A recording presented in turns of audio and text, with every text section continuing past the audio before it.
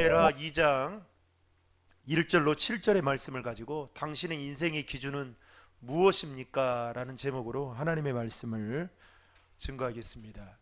여러분, 우리가 세상을 살아가면서 만나는 애매한 것들로 인해서 때로는 당황스러워하거나 난감해할 때가 종종 있습니다.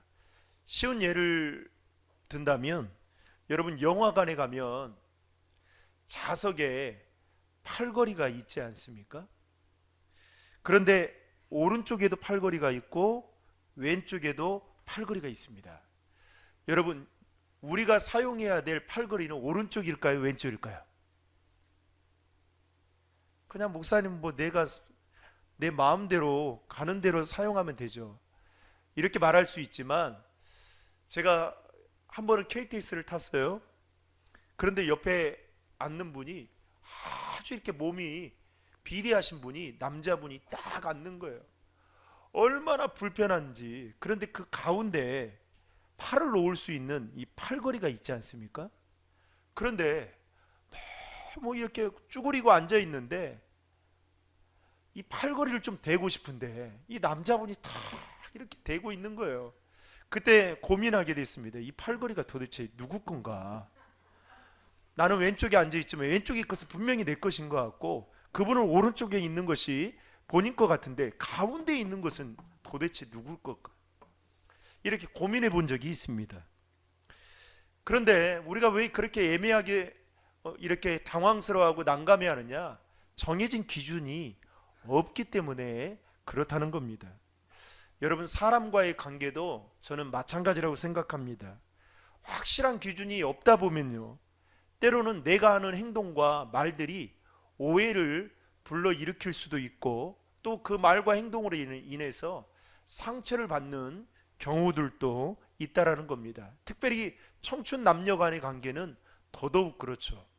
이 사람이 확실한 기준을 가지고 그날 감정과 기분에 따라서 말을 하다 보니까 이 사람이 나를 좋아하는 건지 아니면 싫어하는 건지 이렇게 도무지 갈피를 못 잡을 때가 있다라는 거죠. 제가 부목사로 사역을 했을 때의 일입니다. 여러분, 이 부목사로 사역하면서 가장 힘든 것 중에 하나가 뭔지 아세요? 이 담임 목사님의 눈치를 봐야 된다라는 겁니다. 그런데 더 힘든 건 뭐냐면, 제가 눈치를 보고 있는 담임 목사님이 저에게 뭔가를 지시를 했는데 그 지시했던 말들이 아주 애매모호하게 말할 때가 있다라는 겁니다. 그때 명확하지 않아서 도대체 일을 시킨 건지 일을 하라고 하는 건지 마는 건지 애매모호하게 말하는 사람들이 있어요. 그래서 옆에 있던 부교육자들에게 묻습니다. 목사님이 말한 의도가 뭔지 혹시 아냐고 물으면요, 그분이 저보다 오래 사역을 했기 때문에 그 경험에 따라 그 목사님의 스타일을 안다고 해서 막 말을 해줍니다. 그러면 그럴싸한 것 같아요. 그래서 고개를 끄덕입니다. 그런데 혹여나 돌다리로 여러분 두들겨 보고 걷는다고 삼시세판이라는 말이 있잖아요. 그래서 옆에 있는 또 부교육자에게 또 묻습니다. 혹시 담임 목사님이 나에게 아침에 뭔가를 이야기했는데 당신은 그 말을 듣고 뭐라고 생각했냐고 물으면 첫 번째 말해줬던 목사님하고 다른 이야기를 하는 겁니다. 이상하다 싶은 거예요.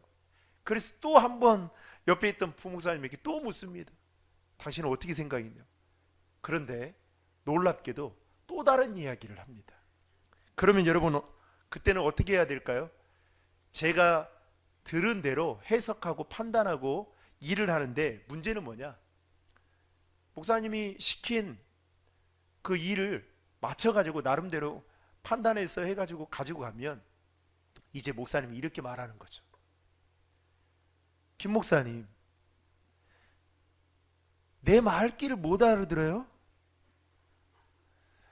아니, 내가 이렇게 하라고 했어요? 모르면 물어봐야 될 거 아니에요. 이렇게 말을 들을 때요, 정말 억장이 무너질 때가 있습니다. 아니, 그러면 저는 속으로 말을 하는 거죠. 애매모호하게 시켜서 명확하게 시키던가 아니면 정확하게 이 말씀을 해주시던가 해야지.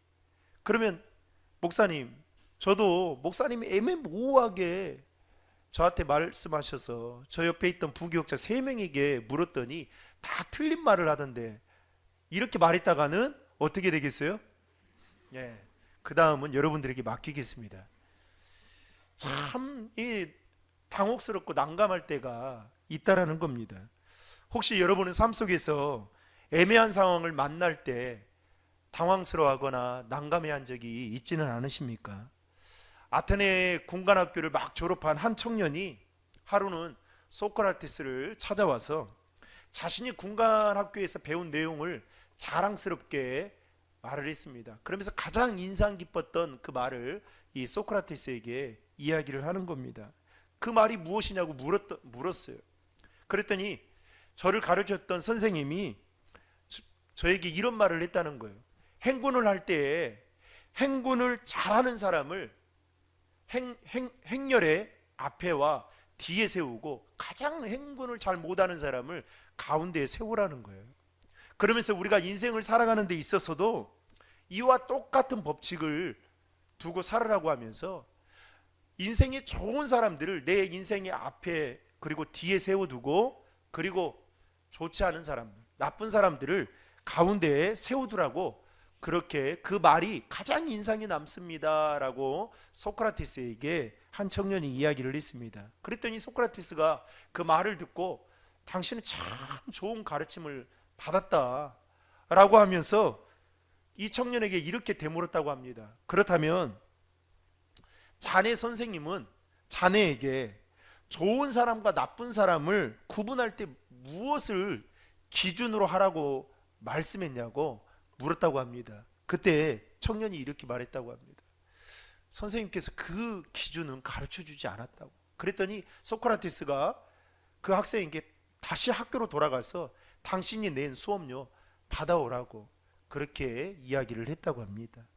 소크라테스가 그렇게 말한 이유는 인생을 살아가는 데 있어서 중요한 것이 바로 기준이다라는 것을 이 청년에게 가르쳐 주고 싶어서 그렇게 말했다는 것입니다.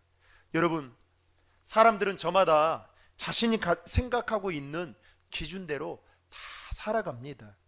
그런데 그 기준들은 어떻게 정해지느냐면 자신이 가지고 있는 가치관에 따라 기준이 정해질 때가 많다라는 것입니다. 예를 들면요, 성공에 가치를 두는 사람은 성공이 그 사람의 인생의 기준이 되어 살아갑니다. 명예나 권력에 가치를 두는 사람은 명예와 권력이 그 사람의 인생의 기준이 되어 그렇게 살아갑니다. 또 소통이나 관계에 가치를 두는 사람은 그것을 인생의 기준으로 삼고 살아간다는 겁니다. 그런데 여러분, 여기서 한 가지 생각해 봐야 할 것이 있습니다. 우리가 가치관에 따라서 내세우는 기준들이 여러분 시대의 흐름에 따라서 조금씩 바뀌어 가고 있다라는 것입니다. 이럴 때일수록 더 정확한 기준들이 여러분 선명하게 있어야 되는데 그렇지 않을 때가 있다라는 것입니다. 여러분, 어제까지 코로나19로 인해서 전 세계 확진자 수가 얼마인지를 정말 궁금해서 검색을 해봤어요. 그랬더니 여러분 266만 4천 명입니다. 놀라지도 않네요. 266만. 그러니까 여러분, 이 959의 몇 배가 되겠습니까? 그뿐만 아니라 사망자가요 18만 9,898명, 18만 명입니다. 지금 추세를 본다면 우리나라는 조금 예외일 수 있지만 여러분, 사망자의 증가 속도가 갈수록 지금 빨라지고 있다라고 보고 있습니다. 그러다 보니까 이 전 세계적으로 코로나로 인해서 사망자 수도 수이긴 하지만 이 경제적인 타격이 엄청나게 심하다는 겁니다. 그래서 각 나라들마다 이 문제를 해결하기 위해서 나름대로의 대안들을 지금 생각하고 또 고민하고 있죠. 우리나라도 거기에 발맞춰 정부가 긴급 재난 지원금을 지급하기로 결정을 하였습니다. 여러분 받으신 분 있으시죠? 그런데 이 지급의 기준선인 뭐냐면 소득의 70%입니다. 이 내용을 딱 말을 하고 거기에 따른 정하지를 않고 그냥 지급 방침만 발표를 하게 되었습니다. 그러면서 이 기준선이 애매모호해지게 된 것입니다. 그러면서 이것 때문에 이 시민들의 혼란과 불만이 완전히 막 일어나게 된 거예요. 아니, 정부에서 긴급 재난지원금을 주겠다고 하는데 어떻게 해요? 우리는 받으면 되는 거 아니겠습니까? 그런데 거기에 애매모호하게 적용함으로 인해서 어떻게 해요? 그 해당되는 사람들이 막 불만의 소리가, 불만의 소리가 커지게 되는 겁니다. 그런 걸 보면서 나라든 내가 속한 공동체든 아니면 가족이든 명확하고 뚜렷한 기준이 없이 그때그때의 상황에 맞춰 주먹구구식으로 여러분 모든 일들을 처리하게 된다면 그 혼란은 더 가중되지 않을까, 이런 생각을 가져보게 되었습니다. 그러면서 교회도 여러분 예외일 수가 없다라는 것이죠. 목회자가 자신의 목회 철학에 따라서 어떻게 해요? 정확한 기준을 가지고, 그렇죠, 가이드를 가지고 교회와 성도들을 잘 이끌고 목양해 가야 되는데 아무런 기준이 없어요. 이 목회자의 감정과 기분이 그날의 목회 사역의 기준이 됩니다. 그러면요, 여러분 어떻게 되는지 아세요? 얼마나 힘이 드는지 모릅니다. 그래서 부교육자들 안에도 사역을 오래 하는 게 문제가 아니에요. 사역을 오래 했어도 정확한 기준이 없으면요, 담임 목사님이 기준이 되는 거예요. 그래서요, 그 애를 먹을 때가 얼마나 많이 있는지 모릅니다. 그래서 교회들마다 뭘 만듭니까? 교회 내에 내규를 만드는 거죠. 왜요? 그게 기준이 되기 위해서입니다. 혼선이 생기지 않도록 하기 위해서 만드는 것입니다. 오늘 본문의 말씀을 살펴보기에 앞서서 사무엘상 31장에 보면 이스라엘이 블레셋과의 전쟁에서 패하게 됩니다. 그러면서 사울과 그의 세 아들이 죽게 됩니다. 다윗이 그 소식을 듣고 큰 슬픔에 잠긴 나머지 울며 금식을 하게 됩니다. 그리고 그 슬픔을 사무엘상 1장에 가서 보면 노래로 표현하게 됩니다. 그리고 나서 오늘 사무엘상 2장으로 와서 본문 1절을 보시면 이렇게 이야기하고 있습니다. 1절 말씀은 우리 같이 읽겠습니다. 그 후에 다윗이 여호와께 여쭈었습니다. 제가 유다의 성읍으로 올라가도 되겠습니까? 여호와께서 말씀하셨습니다. 올라가라. 다윗이 다시 여쭈었습니다. 어디로 올라가야겠습니까? 여호와께서 대답하셨습니다. 헤브론으로 가라. 여러분 1절에 보면 그 후에라는 말이 나옵니다. 이것은 무엇을 말하냐면 다윗이 사울의 죽음을 애도한 이후에를 지금 말하고 있는 겁니다. 그러니까 여러분 사울이 죽었으니까 아주 지금 이 시기는 다윗에게 있어서 아주 중요한 시기라고 말할 수 있는 겁니다. 왜냐하면 그 다음 왕이 누굽니까? 다윗이었죠. 그래서 다윗이 유다 지파의 왕으로 이제 힘을 가지고 있는 상태였는데 사울 왕이 죽고 난 이후에 이스라엘 백성들이 어떻게 마음을 잡지를 못하고 우왕좌왕했던 시기였던 것입니다. 이때 다윗이 두 번째 왕으로서 이스라엘 백성들을 안정시키기 위해서는 뭔가를 왕으로서 보여주어야만 했던 상황이었던 것이죠. 이런 상황 속에서 다윗이 여러분 자신의 인생을 사는 그 기준을 힘에 두고 있었다면 여러분 어떻게 했을까요? 아마도 그는 당장에 사울이 죽고 난 이후에 애도는커녕 당장에 병사들을 모집해서 외교적인 수완을 발휘했을 것입니다. 그뿐만 아니라 전쟁에서 앞으로의 전쟁에서 승리를 위해 리더십에 있는 그룹들을 모아서 전략과 전술을 짰을 것입니다. 왜요? 힘이 기준이라고 생각하면 그렇게 할 수 있는 것이죠. 그런데 오늘 본문 1절을 자세히 보시면 여러분 다윗은 전혀 그렇게 하고 있지 않다는 것입니다. 오히려 다윗은 자신이 가지고 있는 왕이라는 그 힘을 어떻게 사용했느냐? 오늘 본문 1절을 보시면 하나님께 묻는데, 하나님께 물었다는 것은 무엇을 말하는 겁니까? 기도하는데 사용했다는 것을 우리는 주목할 필요가 있다라는 것이죠. 다시 1절 말씀으로 돌아가시면 다윗이 하나님께 묻습니다. 하나님, 유다의 한 성읍으로 올라가도 되겠습니까? 물을 때에 하나님 뭐라고 말씀하냐면 올라가라 말씀하시죠. 그때 다윗이 다시 한번 물어봅니다. 올라가면 어디로 올라가야 되겠습니까? 라고 물었을 때 하나님 뭐라고 말씀합니까? 헤브론으로 가라, 그렇게 말씀합니다. 여러분, 이 말씀 속에서 다윗의 신앙과 그가 인생을 살아가는 데 있어서 무엇을 기준으로 두고 있는지를 우리는 짐작할 수 있다라는 것입니다. 다윗의 신앙과 다윗의 인생의 기준은 어디에 있었느냐? 하나님께 있었다는 것입니다.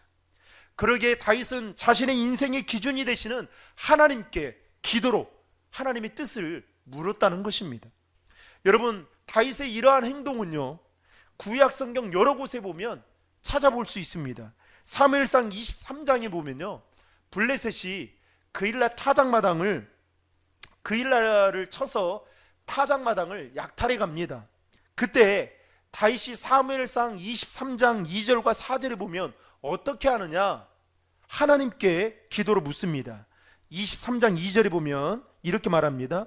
이에 다윗이 여호와께 묻자와 이르되 내가 가서 이 블레셋 사람들을 치리이까? 여호와께서 다윗에게 이르시되 가서 블레셋 사람들을 치고 그일라를 구원하라 하시니. 지금 뭐라고 말합니까? 블레셋이 그일라를 쳐서 타작마당을 약탈해 오니까 다윗이 하나님께 물었어요. 그랬더니 하나님이 대답합니다. 블레셋을 치고 그일라를 구원하라. 그리고 23장 4절에도 보면 이렇게 말합니다. 다윗이 여호와께 다시 묻자온데 여호와께서 대답하여 이르시되, 물으니까 하나님이 대답하십니다. 그러면서 뭐라고 말하냐면 그일라로 내려가서 내가 블레셋 사람들을 네 손에 넘기리라 하신지라. 여러분, 다윗은 문제가 있을 때에 하나님께 기도로 물었고, 또 하나님께서는 다윗의 기도에 아주 구체하게 세밀하게 대답해 주셨다는 것입니다. 또 사무엘상 30장에 보면요, 아말렉 사람들이 다윗이 없는 그 사이에 네겝과 시글락을 공격해서 불살라 버립니다. 그리고 젊은 아이에서부터 어른들까지 다 포로로 끌고 갑니다. 이때 다윗의 아내도 포로로 잡혀가게 됩니다. 그 소식을 다윗이 뒤늦게서야 듣게 되었습니다. 그리고 나서 사무엘상 30장 8절에 가면 뭐라고 말을 하냐면 이렇게 말합니다. 다윗이 여호와께 묻자와 이르되 내가 이 군대를 추격하면 따라잡겠나이까 하니, 그 다음에 뭐라고 말씀하냐면 여호와께서 그에게 대답하시되 그를 쫓아가라. 내가 반드시 따라잡고 도로 찾으리라. 다윗이 하나님께 기도로 물었을 때에 하나님은 기도하는 다윗에게 하나님의 뜻을 분명하게, 명확하게, 애매모호하기가 아니라 아주 구체적으로 말씀해 주셨다는 것입니다. 그래서요, 다윗이 아말렉 사람들을 추격해서 이기고 포로된 자들을 다 다시 되찾아 오게 되는 그 놀라운 일을 경험하게 됩니다. 여러분, 여기서 끝나지 않습니다. 사무엘하, 오늘 우리가 읽었던 말씀 이후에도 보면요, 사무엘하 5장에 보면 다윗이 이제 유다의 왕으로 기름 부음 받았다는 소식을 블레셋 사람들이 듣게 됩니다. 그리고 이때다 싶어서 블레셋 사람들이 이스라엘을 치기 위해서 르바임 골짜기에 여러분 진을 칩니다. 그런데 한번 생각해 보십시오. 이 소식을 다윗이 듣게 되었어요. 그러면 여러분 어떻게 생각할 수 있을까요?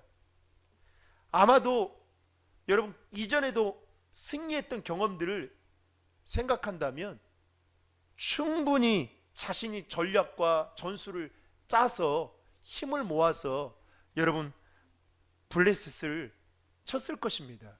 그런데 다윗이 어떻게 하느냐? 여러분 사무엘하 5장 19절에 보면 이렇게 말합니다. 다윗이 여호와께 여쭈어 이르되, 그러니까 뭐예요?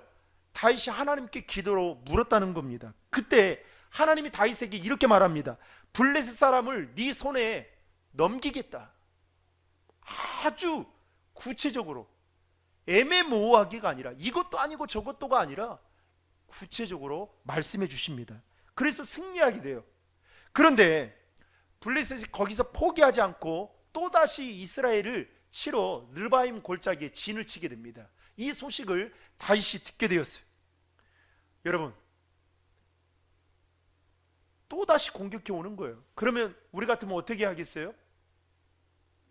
우리의 경험을 토대로 해서 충분히 블레셋 사람들을 공격해서 이길 수 있지 않겠습니까? 그런데 다윗이 어떻게 하느냐? 사무엘하 5장 23절에 보면 이렇게 말합니다. 다윗이 여호와께 여쭈니 이르시되, 이번에는 올라가지 말고 그들 뒤에 돌아서 뽕나무 숲을 그 뒤에 숨어 있다가 기습해라. 하나님이 아주 구체적으로 말씀해 주십니다.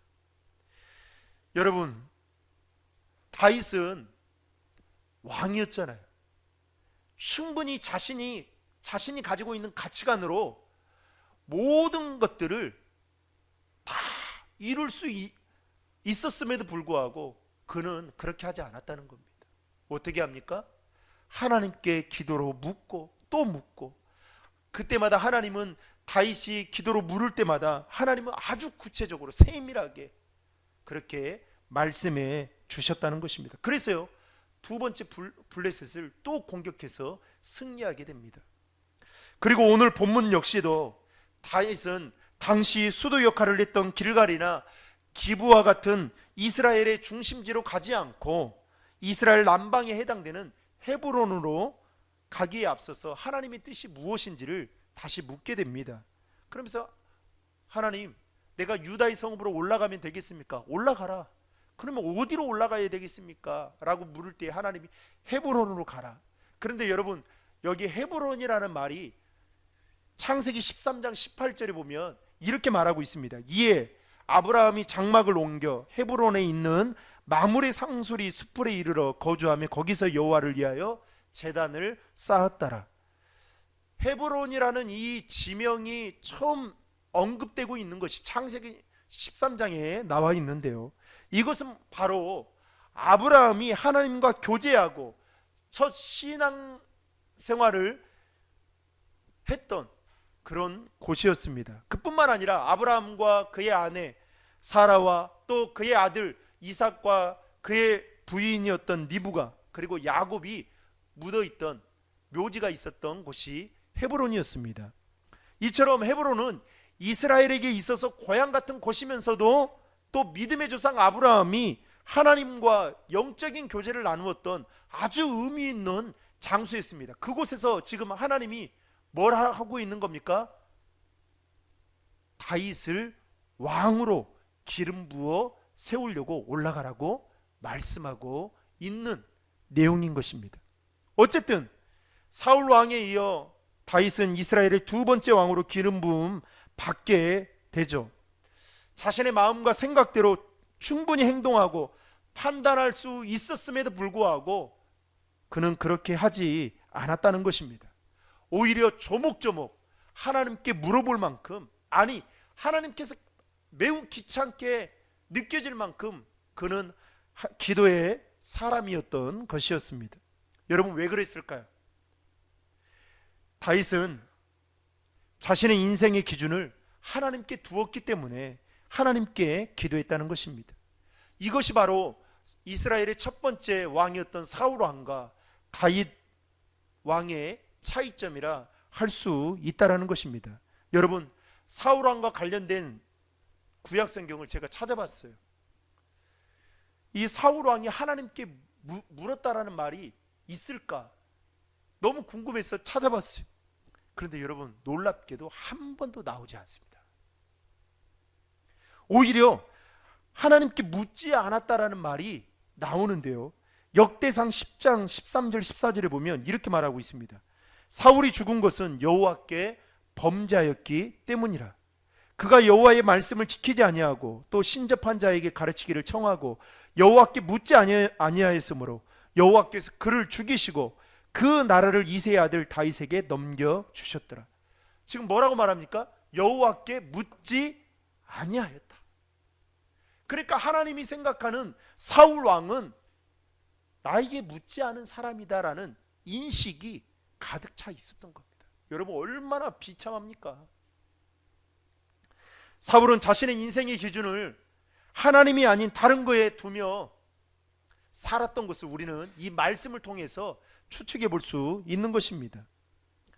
여러분, 모세의 뒤를 이어 이스라엘 두 번째 지도자였던 여호수아가 하나님이 일을 하면서 실패를 경험했던 때가 있었습니다. 여호수아 9장을 보면요, 기본 족속들이 여호수아와 이스라엘이 가난 소문을 듣고 두려운 나머지 그들과 평화 조약을 맺기 위해서 꾀를 냅니다. 그래서 어떻게 하느냐, 아주 먼 나라에서 온 것처럼, 그리고 아주 이렇게 자기들이 가지고 온 그 음식에 곰팡이를 일부러 만들어서 오게 돼요. 그런데 그래서 막 몰골 보니까, 여호수아가 보니까 몰골이 말이 아니고 음식을 가져온 음식을 보니까 부패가 된 걸 보니까 먼 나라에서 온 것처럼 생각이 되어졌어요. 그래서 그들과 평화 조약을 맺게 됩니다. 그런데 사흘이 지난 어느 날 뜻밖의 소식이 들려오게 된 겁니다. 그들이, 기본 족속들이 먼 나라에서 온 족속이 아니다라는 것을 듣게 돼요. 여러분, 기본 족속 알잖아요. 그래서 거기에서 여호수아가 아차 싶은 겁니다. 그러면서 거기서 한 가지 깨달은 게 있습니다. 그게 뭐였냐? 여호수아는 하나님께 기도로 묻지 않았다는 겁니다. 여호수아 9장 14절에 보면 이렇게 말해요. 무리가 그들의 양식을 취하고는 어떻게 할지를 여호와께 묻지 아니하고. 그러니까 여러분, 여호수아가 볼 때는 그 일이 그렇게 크게 중요하지 않다라고 생각한 거예요. 자신이 생각할 때 쉬운 일이니까 쉽게 해결할 수 있겠다 생각하고 하나님께 묻지 않았던 겁니다. 그래서 어떻게 해요? 낭패를 당하게 되는 일을 우리는 성경을 통해서 보게 되죠. 여러분, 기도의 사람은 내 인생에 만나는 모든 문제들 중에 내가 할 수 있는 일이라고 할지라도 여러분, 하나님께 기도로 묻는 사람들임을 믿으시기 바랍니다.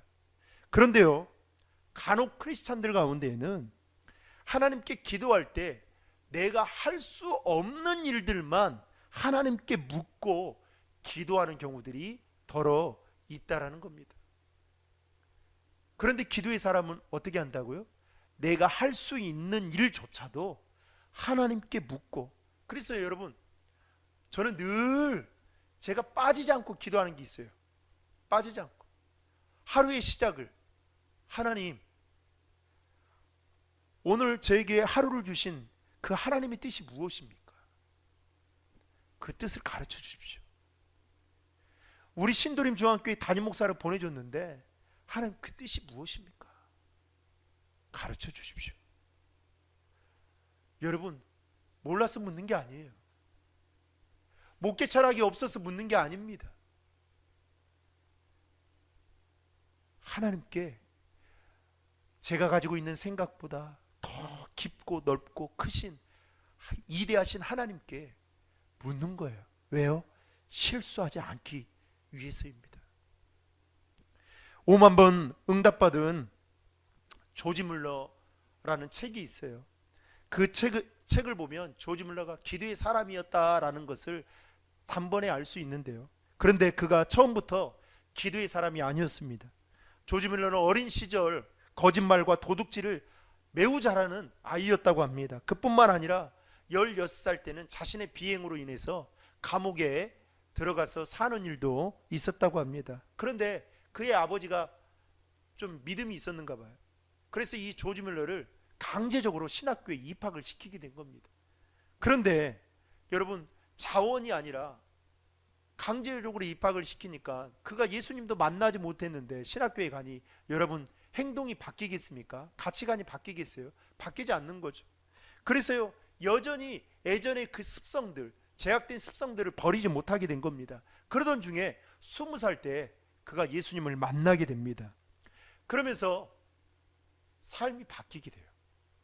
그런데 어느 날, 그 당시에는 조지 물러가 살았던 그 당시에는 이 전쟁의 고아들이 많았다고 합니다.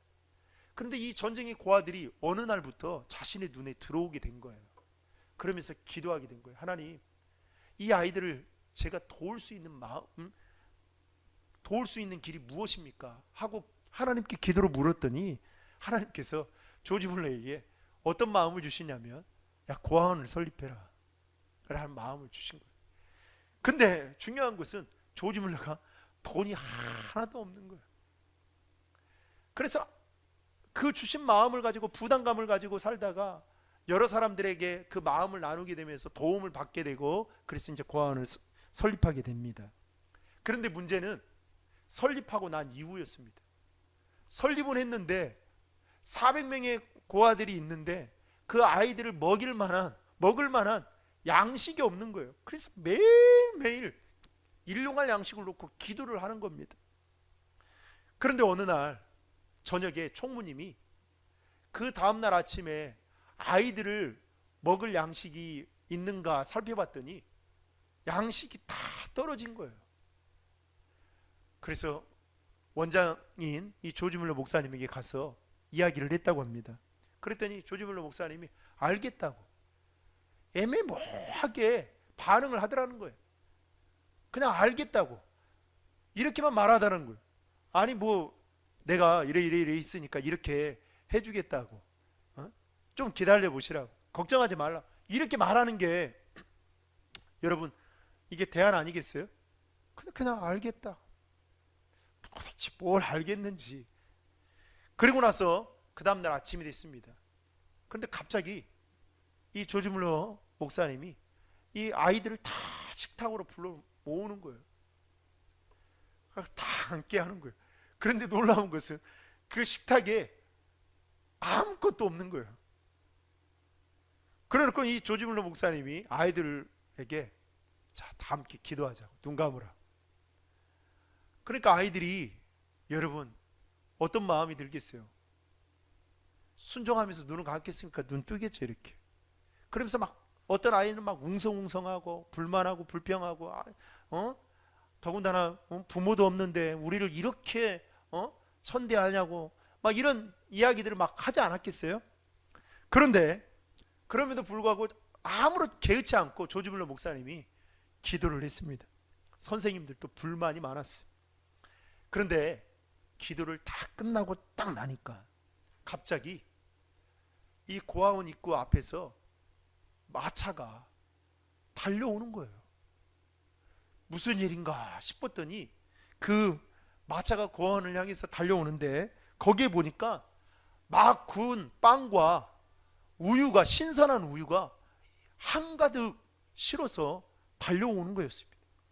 그래서 선생님들이 너무 기뻐가지고 조지 물러 목사님에게 이야기를 해서 그것을 이제 빵과 우유를 아이들에게 나눠줬더니 아이들이 막 기뻐하면서 막 환호하는 거예요. 그리고 배불리 먹게 되었습니다.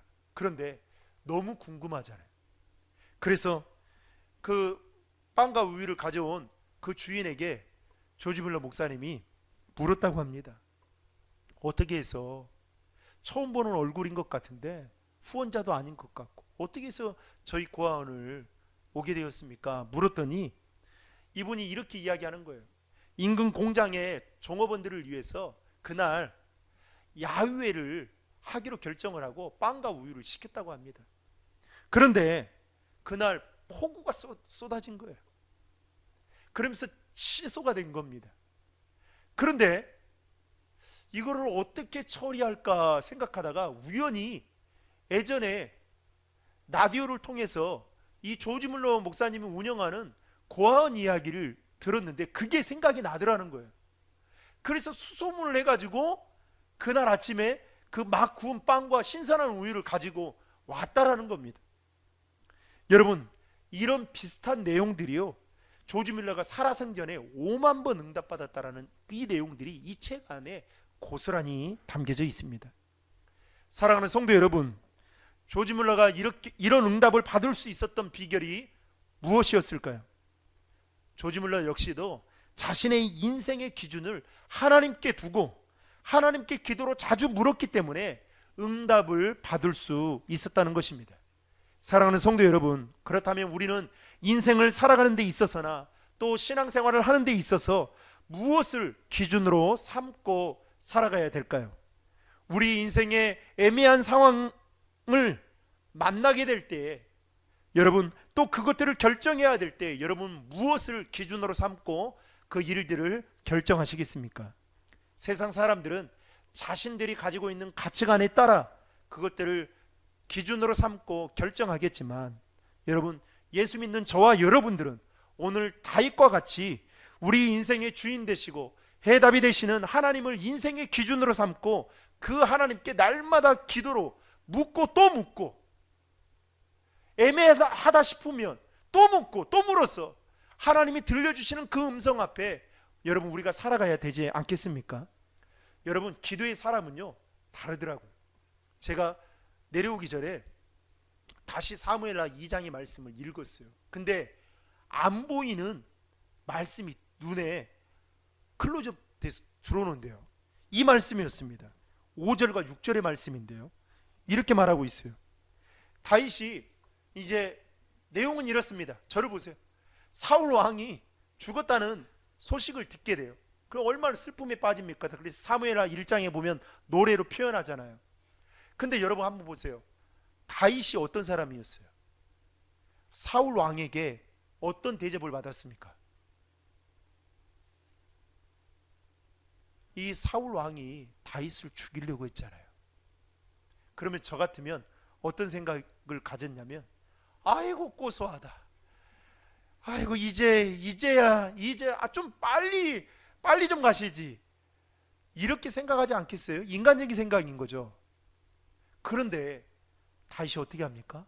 사울 왕이 죽이려고 그렇게 달려드는데도 불구하고 하나님이 기름 부어 세운 왕이라고 생각하고 모든 것을 하나님께 맡기잖아요. 그리고 죽었어요. 자기가 죽인 게 아니단 말이죠. 그러면 어떻게 해요? 이제 내 시대가 왔다. 내가 그동안 이 짓누르고 살았는데 이제 기지개를 펴고 내가 마음껏 못 해봤던 거, 사울 왕 때문에 내가 못 해봤던 것을 다 펼쳐보며 살겠다, 이런 마음을 충분히 가졌겠죠. 그런데 다윗이 무슨 소식을 듣게 되냐면, 길리앗 야베스 사람들이 그것을 사울 왕의 그 죽음을 장사 지냈다는 소식을 듣게 됩니다. 이때 여러분이 다윗 왕이라면 어떻게 하시겠습니까? 야, 니들 이리 와. 아니, 전쟁에서 죽은 건데 지금 장사를 지냈다고? 여러분, 인간적인 생각이겠죠. 그런데 다윗이 어떻게 합니까? 오히려 축복하면서 6절에 보시면 내가 너희들에게 선대하겠다. 여러분, 기도의 사람은 다릅니다. 오히려 자신을 그렇게 못 살게 하고 죽이려고 했던 어떻게 해요? 사울을 더 마지막까지 극진히 섬겼던 것을 보게 됩니다. 사랑하는 성도 여러분, 예레미야 33장 3절에 보면 이런 말씀이 있어요. 너는 내게 부르짖으라. 내가 내게 응답하겠고 내가 알지 못하는 크고 비밀한 일을 내게 보이시리라. 이 말씀과 같이 하나님을 우리의 인생의 기준으로 삼고 여러분 기도하며 나아갈 때에 하나님은 반드시 우리가 알지 못하는 크고 비밀한 일을 우리에게 보여주실 것입니다. 하나님을 인생의 기준으로 삼고 그 하나님께 묻고 또 묻고, 그래서 그 들려주시는, 확실하게 정확하게 섬세하게 들려주시는 그 음성 앞에 날마다 순종하며 살아가는 우리 신도림 종황의 모든 성도들이 되시기를 주님의 이름으로 축복합니다.